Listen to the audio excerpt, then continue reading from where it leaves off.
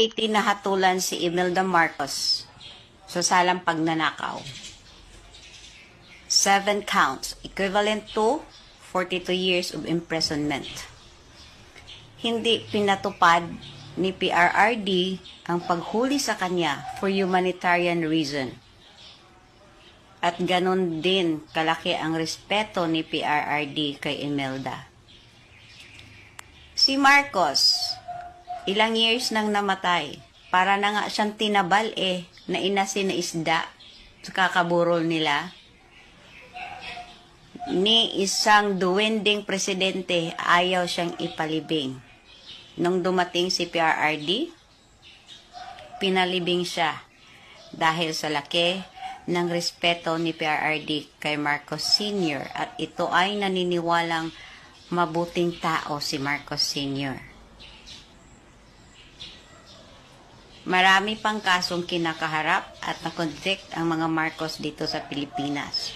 Pero ni isa doon, walang ginawang aksyon si PRRD. Dahil lahat ng desisyon ng korte ay patungkol naman kay Imelda na matanda na. Si Bongbong Jr., alam niyang wala siyang kapasidad manalo sa eleksyon. Ginamit niya si Sara, kasama pa yung ate niyang ang tindi magdrama. Pinanalo siya ni Inday Sara. Naging presidente siya dahil kay Inday Sara. Pero anong ginawa niya? Ito lahat. Ito ba yung taong disente?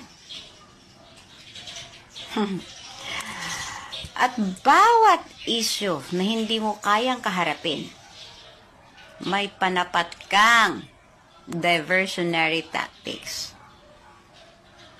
Hindi mo na ba kinaya mga kapalpakan ninyo?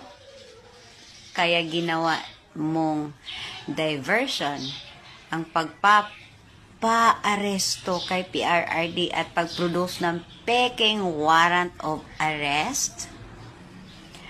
At ang kasunod, nagpaplano na kayo na walang eleksyon o kung meron man, landslide, and kung hindi aayon sa inyo